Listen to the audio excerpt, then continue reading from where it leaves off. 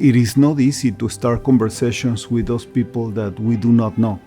And we found that art is kind of a neutral vehicle that places people in a very positive mindset. So it's always been like an idea, maybe we can use this as some kind of a ministry. Art provides a method for people to be able to relax, focus on something, and when that happens, they're able to converse more, really put down their guard, and they're creating something.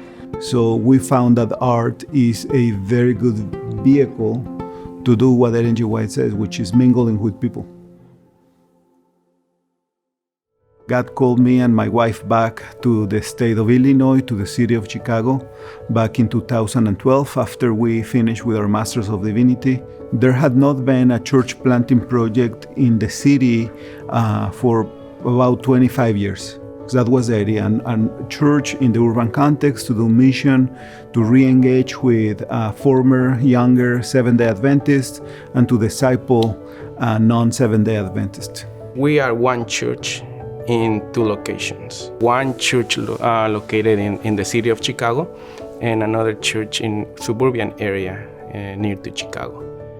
And Jesus was one that was a man of intentionality and also, but of also relationships. If we want our lives to be more like him, we have to follow his example. So after my first visit at Epic, I received a postcard in the mail from one of the staff members at Epic with just saying, "Hey Hector, thank you for coming. It was great to see you. Is there anything I can do? Can I pray for you?" And it also had a Starbucks $5 gift card, which is not much, but it showed a great sense of initiative. I think the easiest way to make those connections is by just simply say hi. I think we are so afraid to use that word because we don't want to mess with other people's life, or we don't want to be intrusive. Every person is in their own bubble, right? So maybe you are that little spike that is going to break that bubble with a simple hi. We don't require a program in order to execute that vision. Instead, we require a relational lifestyle. It is not easy to start conversations with those people that we do not know.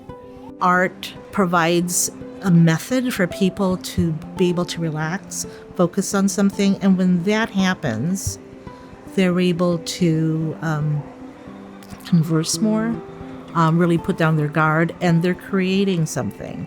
William and Candy Jamieson, they're members of our church in Chicago, and they shared the idea of doing art as a medium of outreach.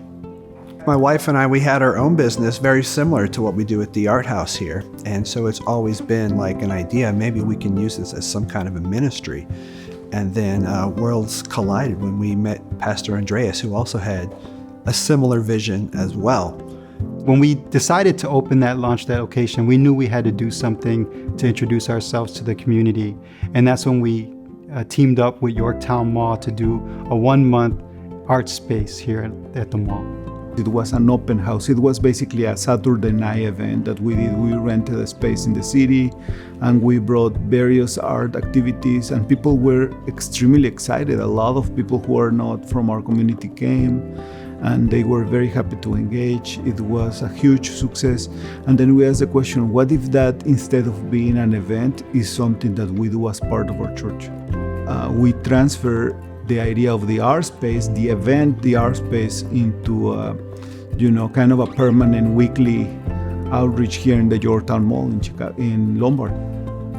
We don't hide the fact that through our church we do this community service. And during the time when art space is going, there's also music, practicing, so there's that curiosity, and so people go there.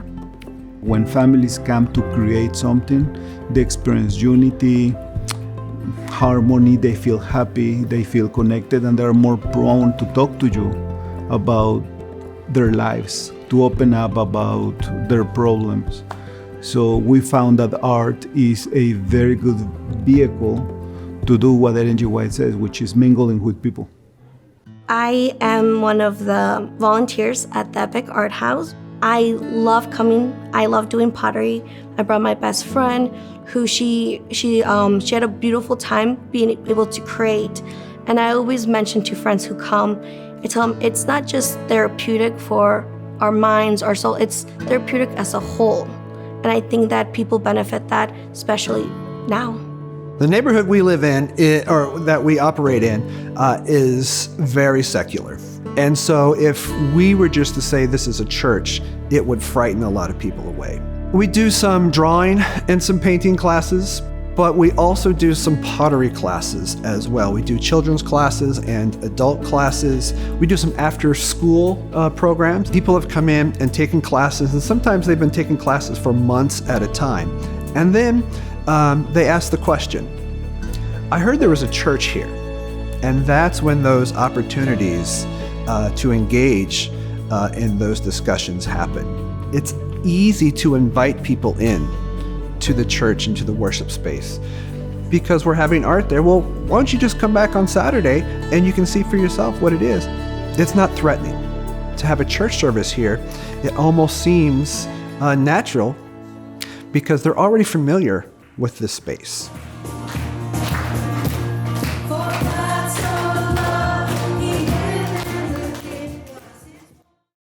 The impact was definitely growing prior to the pandemic. We used to have families from the community that will remain here in the worship service. We used to have not only Christian families, but even some Muslim families. We just finished a free spring break camp. We had over 20 families attending, 100% of which are not Seventh-day Adventist families. We're just using the medium of art to do that, but you can do that in many different forms. Perhaps there's someone in their church who is an auto mechanic and they have the space to do auto maintenance, or maybe a hair salon or a daycare, or whatever. Dig deep, find an opportunity where people can come into the space, you can build relationships, and so there's a trust that's built there. And then the opportunity comes for these religious questions or these spiritual conversations. And that being the salt of the earth and the light of the world means that God has already placed in them somewhere where they can influence someone. I think the gist of it is find something that your community needs and run with it. Your church is probably filled with so many people that have so many talents. All they have to do is offer those talents up, and it can be a blessing to many in the community.